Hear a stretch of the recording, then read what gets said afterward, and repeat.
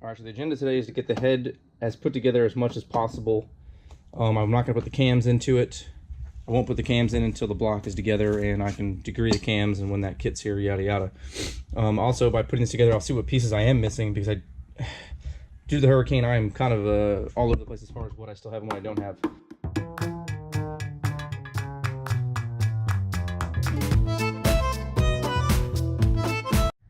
All right, so going in the head is going to be Skunk 2 LMAs. Their Alpha Springs and Retainers kit. I got my rockers wrapped up just again to fight the rust since I'm sitting in the storage unit. The head was done through a parts washer. Head was surfaced, and this is the state it sits in. It's probably kind of hard to tell, but it's clean.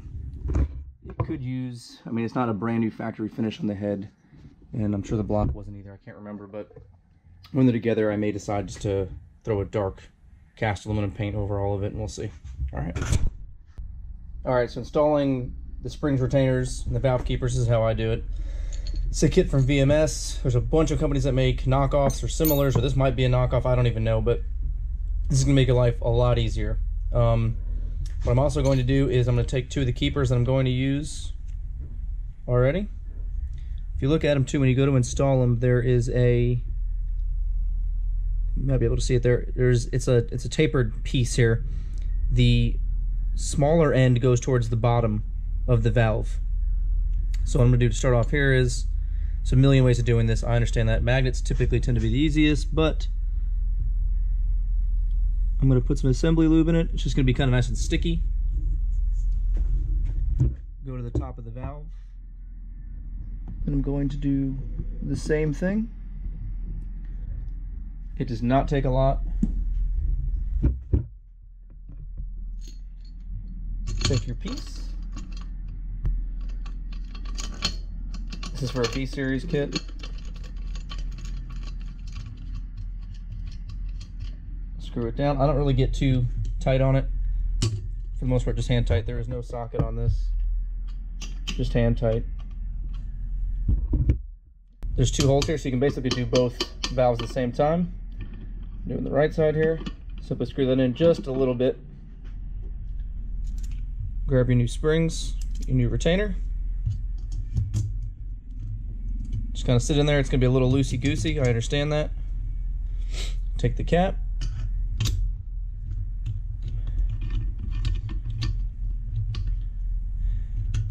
And I try to just kind of find center with my fingers. Push down ever so gently and screw the top cap in there by hand.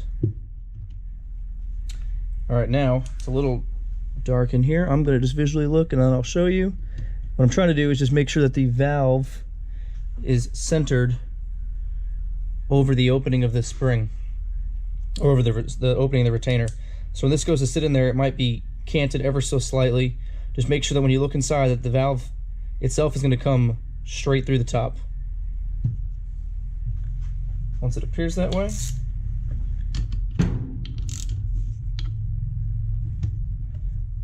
tighten her down. I'm just going to kind of keep looking just to make sure. So I can already kind of see mine's tilting a little bit. Give it a little push with my finger. Doesn't take much.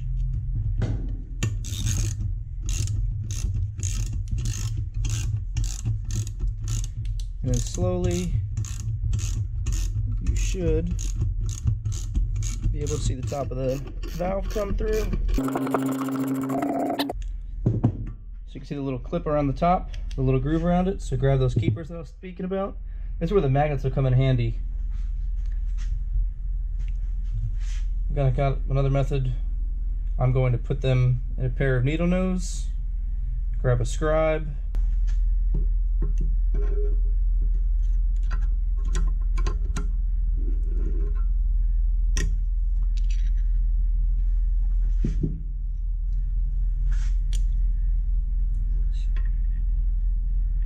so I'm able to see it's on there. The assembly lube just kind of helps it stick to it. It's just kind of sitting up there now.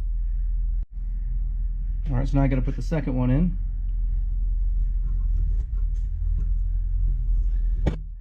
There you go. Hope that's coming through on the camera. They're both just sort of sitting there. on the big adjustment screw that's pushing down this aluminum piece, you should see it all just sort of come into place.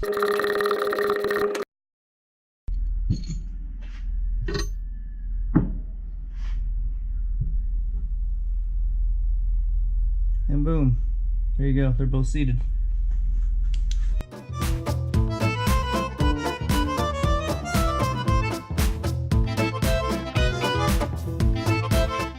Alright, so putting the rocker arm assembly in, you grab your shaft here, you're going to have to take the side that has the hole and shove that in towards the end where the actual cams will ride.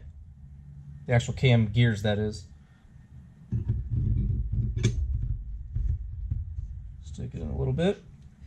Luckily, when I taped these up, they all stayed in the same order that they were in the car to begin with. That being said, let's take them in sets of 3. So the center, the big fatty, it's the VTech guy that everybody loves. You're gonna have a pin that's inside of there. Make sure the pin stays. If you look on the rocker to its left, there's gonna be a little pin, and there's a little groove, little like cutout area. Make sure that gets in it so it can't separate.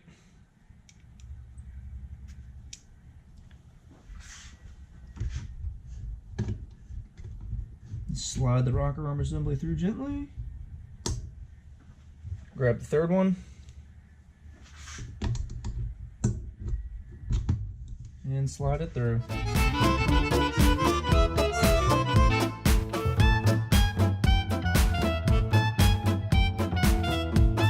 Now once the rods are pushed through, because you want to have that hole on the rocker, on the actual shaft facing up, because there's going to be two holes over here on the exhaust and on the intake. There's going to be these 2 little pins.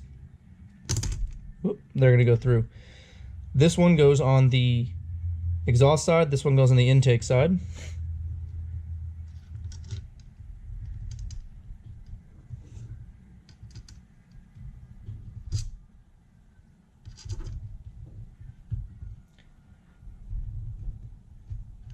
There you go, nice little push.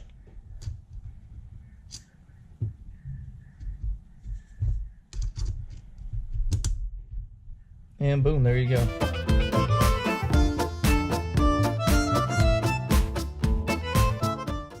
Alright, so now I'm going to just check the caps, make sure the crank checks out good, and after that then we'll do piston gaps, or piston ring gaps, blah blah blah, and put the pistons in. So first to check that, got my crank out, got the main girdle, the other 2 mains.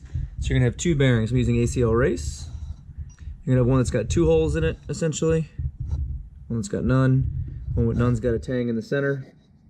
One with 2 holes has got a tang over to the left side, depending on how you're looking at it.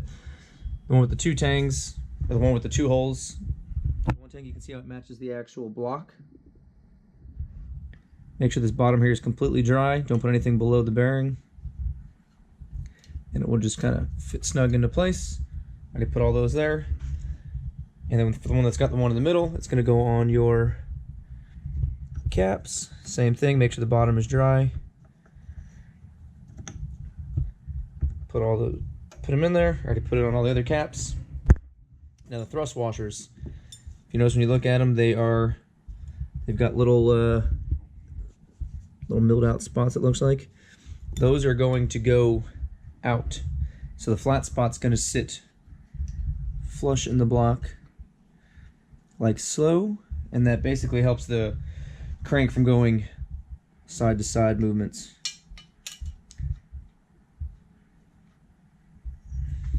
Alright, so after that, grab the crank, lay it in there, and we'll resume.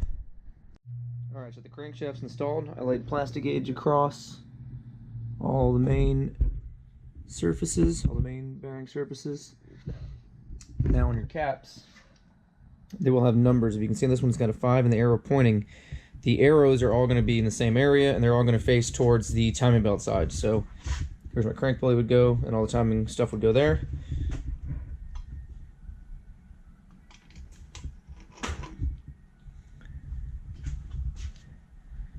There's number 1. Lay it on there gently, not to smear the Plastigaged.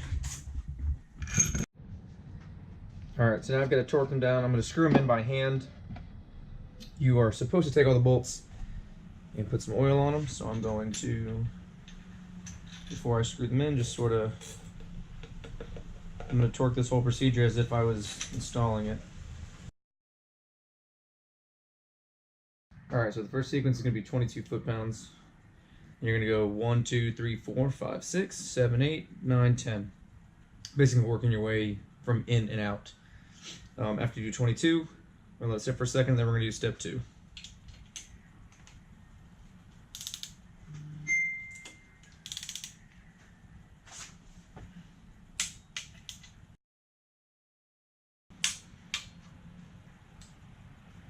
Alright, so there's step 1. So step 2 now, caps 1 and 5 are going to go to 56, and then the main's going to go to 49.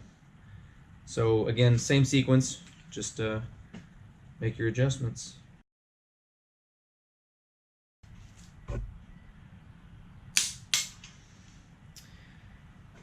Alright, so now that everything's done being torqued, I'm going to sit for a second, and I'm just going to go the same sequence again, just a quick double check on them, and after that I'm going to pull the caps off and we're going to check the Plastigaged.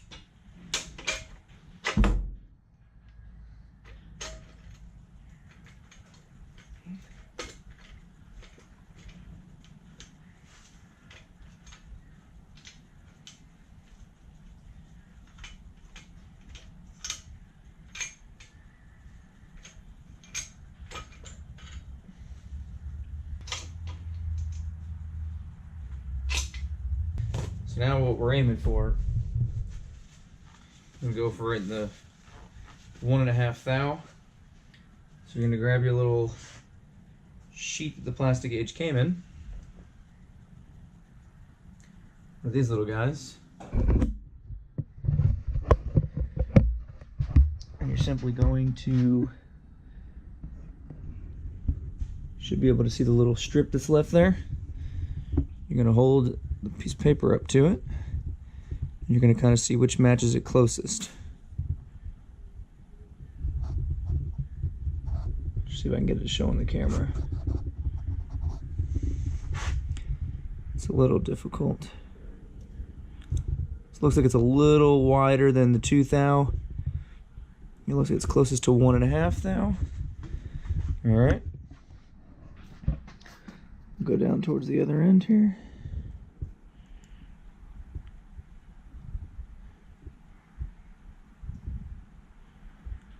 Alright, now it looks like another 1.5 thou. You can do that for all of them and see where you hit. Alrighty.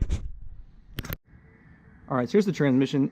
Maybe it'll come through. It's not terrible looking, but it's also not great looking for what I'm aiming for. So what I'm going to do is paint the transmission. I'm going to paint them with Alumablast by Seymour. I'm going to probably end up doing the head, the block, and the transmission so it all matches. So I got everything taped off for the most part. It's already sealed, it's already put together, it's already built, if you watch my other video. I'm going to probably lay 2 to 3 coats of primer down first, and then we'll do the Alumablast. Alright. Alright, so here's the 3 coats of primer. Looks pretty good. I think I got coverage just about everywhere.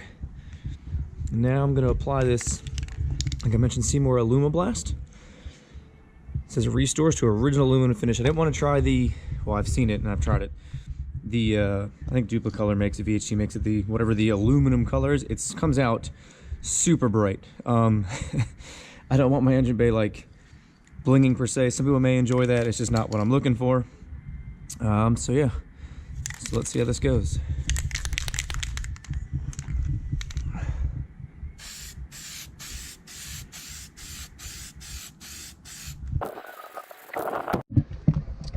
Alright, so I put 3 coats of this VHT flame-proof satin clear on it. I figured it just kind of helped me clean it if I ever needed to, or wipe it down, whatever. Here's the overall finished look. Yeah, I still got to peel the tape, and this last coat of clear's been on there for 12 minutes now, so it might even be a little bit glossier than it was, or than it will be. At the end of the first coat, it kind of dulled itself out. It's kind of why I got satin over glossy. Here's an OEM water pump. I doubt it'll come through. It is not exact. I didn't think it would be, but I was still trying to get close to it, but hopefully it comes through. It is definitely nowhere near as shiny silver as that other stuff you usually see. It's not a bad look at all, actually. It is a little bit of a different shade, but overall, yeah. All right. So now the transmission's painted. The bottom of the block, the actual crank, the journals have all been Plastigaged. We're good to go. I need to do the piston rings and install the pistons and kind of get the bottom end together. More stuff came in. I don't know what it was since last time, but I'm trying to organize this garage as much as I can. Started to put the Hosmore mounts just kind of where they go, sort of. Leaving that there. This is JB tuned fuel tuck kits there. I just ordered this Valix Racing brake line kit, so I'm going to redo all the brakes. It's basically got 2 lines. This is for the front only. It's supposed to have 2 lines. They're supposed to come from the proportioning valve out through the body, and then the other line that goes from in the wheel well to the actual caliper itself. So that should be nice. I need to take the wheels off and change the brakes, obviously. There's nothing to see, but this is Brembo blanks with calipers, or not with calipers, with brake pads that came in. So this is for the whole car, front and back. My clutch just came in. I ordered some automotive touch-up paint. It's the same 4v6 that the car was painted with. The idea, it may change, but the idea right now is to paint the valve cover the color of the car and leave the actual Honda Motor Company and that kind of stuff maybe like a black, or vice versa, paint the valve cover black, leave the Honda Motor Company and stuff like that the color of the car. The head is together-ish until I can put it back on top of the block. I don't know what else came in. I'm kind of just trying to organize this again as much as I could. I got some fuses so I can plug into the fuse box and tap into for gauges and stuff. Breather kit for the back of the block. A new IACV. Dowels for the head. So I'm going to redo the entire wire harness of the car. So I ordered OBD2 or whatever to OBD1 injectors. That's probably not going to be what I'm running in the long run, is something that takes an OBD1 injector. So I ordered these just to cut the wire essentially and give me the connector. Same thing for the distributor. I got it just to literally get the OBD1 connector so I can have the kind of car wired for OBD1, period. I'm not going to revert back. Didn't have a crank pulley key. New TPS is there. Got some new cam seals that came in. Blah, blah, blah. I got remanufactured 240cc injectors. So the idea is, what I'm going to do is break the car in NA before it's boosted, and I'm going to run, haven't decided on the map sensor, I might just buy a 4-bar of sorts, but I'm going to run a 240cc injectors, probably a stock fuel pressure regulator even, and a stock GSR base map. There's not going to be too much different in theory. The compression ratio should stay the same. The cams will be different, yes. I'm going to watch air to fuel ratio, yada yada, and we'll kind of just go from there as far as the break-in's concerned.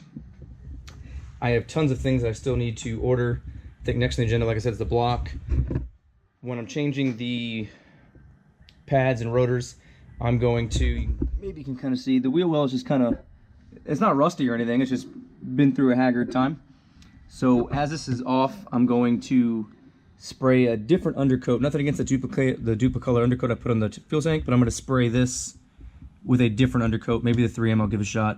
The Duplicolor was kind of, it's 50-50. I probably wouldn't use it again. It kind of just flakes off a little too easily. I'm going to coat the hell out of things here. Not worrying about too much because the suspension is pretty much being changed out. The fuel lines are being changed out. I'll probably pull those off before I do it. But yeah, and then I need to get some Falcon Azenas ordered, which are the tires that I'm going to go with.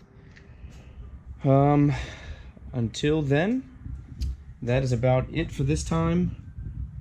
Yeah, so I guess if I see some more people have started to follow build, that makes me excited. So if anybody's got any input on things maybe that I'm not doing, or maybe the color scheme for the valve covers, no bueno. I'm also thinking on the calipers, I'm going to repaint them black, just give them a nice fresh coat of black, and order some Honda stickers off eBay and throw it on the caliper. I'm keeping the stock CRX calipers, and after I throw like a satin clear over just so it can be cleaned a little easier. All right, well, thanks for following.